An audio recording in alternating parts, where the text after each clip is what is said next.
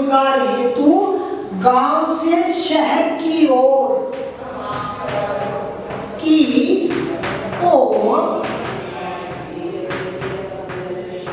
प्रवास करते हैं। ठीक, कल मैंने बताया था कि जो भारत में पुरुषों के प्रवास का मुख्य कारण है वह है काम एवं रोजगार, और जो उनकी दिशा है वो गांव से शहर की ओर है। कहां पे है? गांव से शहर की ओर। क्यों है ये भी मैं आपको बता देता हूं कि गांव में रोजगार के इतने अवसर उपलब्ध नहीं होते जितने कि शहर में, और इसलिए भारत में गांव के पुरुष शहर की ओर क्या कर जाते हैं? प्रवास कर जाते हैं। ठीक, इसके नीचे आपको नई लाइन से नोट बना के लिखना है, भारत में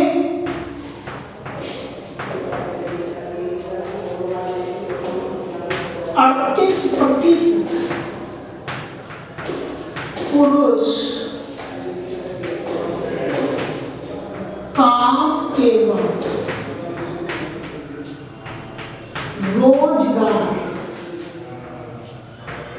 के लिए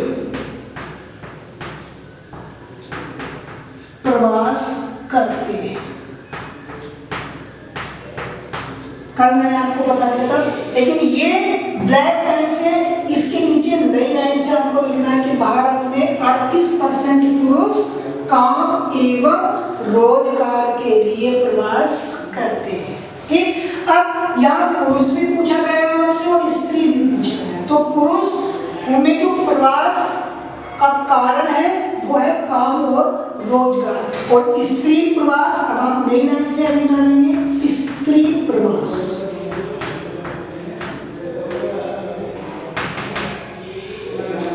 भारत में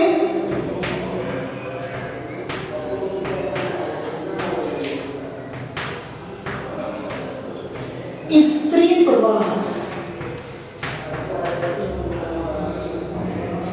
सिंगल इन्वर्टेड कोमा के अंदर लिखना है और काले पेन का प्रयोग करना है।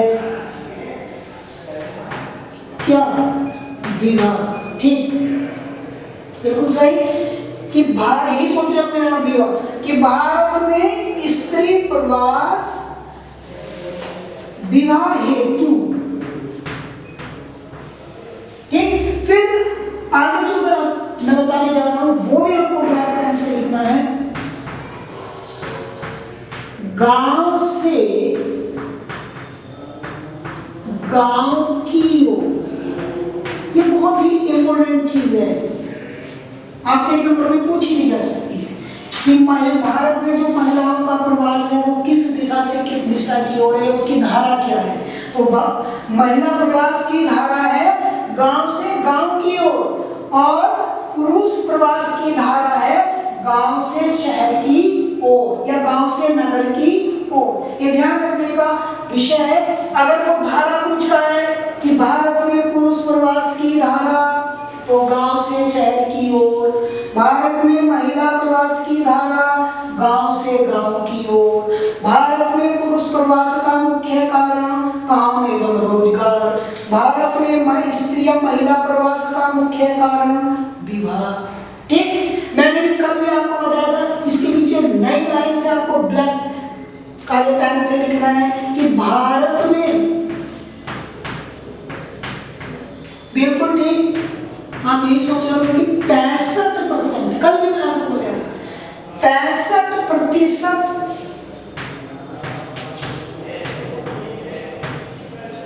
महिलाएं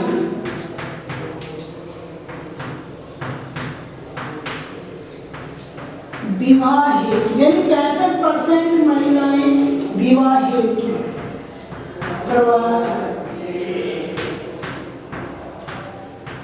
एक एवरेजिंग यहाँ पे निकाल के बताया गया है कि भारत में 65% महिलाएं विवाह हेतु प्रवास करती हैं। महिलाओं में प्रवास की सबसे अधिक दर विवाह है, जबकि पुरुषों में सबसे अधिक दर है काम और रोजगार। दोनों क्वेश्चन बहुत अच्छे से मैंने आपको यहाँ पे लिख दिए हैं। एक बार आगे बढ़ने से पहले मैं इनको पुनः आपको समझा देता हूँ कि जीवन पर्यंत प्रवासी और पिछले निवास के अनुसार प्रवास में अंतर। वह व्यक्ति जिसके जन्म का स्थान गणना के स्थान से भिन्न होता है जीवन पर्यंत प्रवासी कहलाता है, जबकि निवास का पिछला स्थान गणना स्थान से भिन्न होने पर उसे प्रवासी कहा जाता है। पुरुष स्त्री चयनात्मक प्रवास का कारण की पहचान आपको करनी है। पुरुष प्रवास काम एवं रोजगार हेतु गांव से शहर की ओर कितने %? 38%। और स्त्री प्रवास विवाह हेतु गांव से गांव की ओर, और 65% दर है ये महिलाओं में प्रवास की। अगला प्रश्न,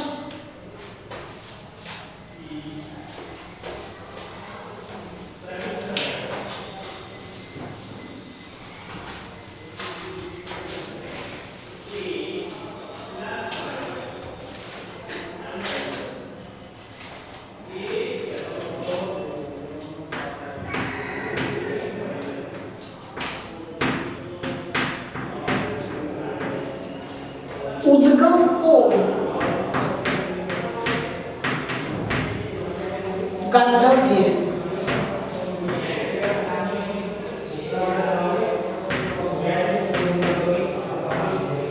स्थान की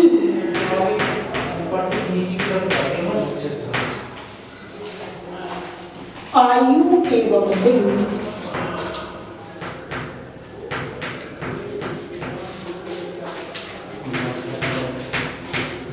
संरचना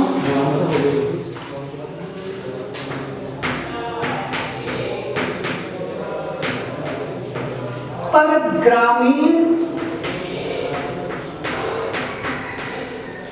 नगरीय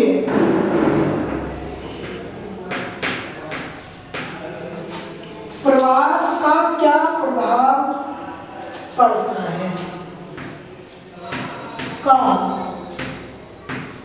क्या प्रभाव पड़ता है?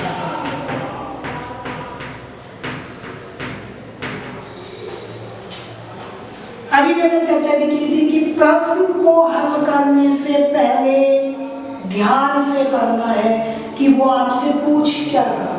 ये नहीं कि आपने एक या दो शब्द पढ़ा और उसके आधार पर अनुमान लगा लिया कि ये पूछ रहा है और एग्जाम में कुछ और पूछ रहा है, जिसकी वजह से आप सोच रहे हैं कि हमने सही आंसर लिखा है लेकिन आपका उत्तर गलत हो सकता है, आपको जितने अंक चाहिए उतने अंक नहीं मिल सकते। तो ये ध्यान रखना। पहले वो कह रहे हैं कि उद्गम और गंतव्य। उद्गम जहाँ से कोई चीज शुरू होती है, निकलती है, गंतव्य जहाँ तक वो पहुँचती है। स्थान की आयु एवं लिंग संरचना पर ग्रामीण नगरीय प्रवास का क्या प्रभाव पड़ता है? देखो बच्चों, मैं समझ रहा हूँ कि इसका आंसर हम लोग दे सकते हैं, लेकिन उससे पहले मैं तुम्हें यहाँ दो चित्र बना रहा हूँ और समझाने के लिए, और फिर आप एकदम समझ जाएंगे कि यहाँ क्या है।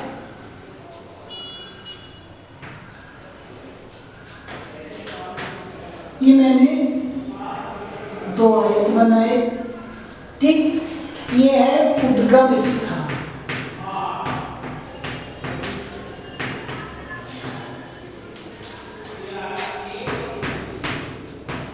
और ये है आपका गंतव्य स्थान, ठीक। और ये जो चित्र है ये है प्रवास से पहले। जो स्थिति है ये प्रवास से पहले है। मान लीजिए उद्गम स्थान में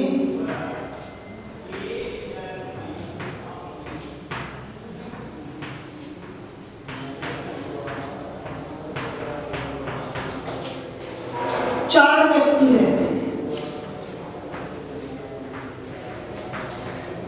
और गंतव्य स्थान में व्यक्तियों की संख्या कितनी थी? 3, ठीक। अब जब प्रवास के बाद की स्थिति देखेंगे आप, ये प्रवास से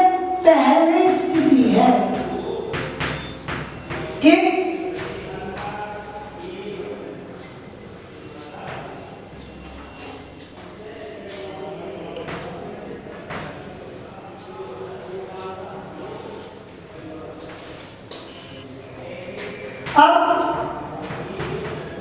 प्रवास के बाद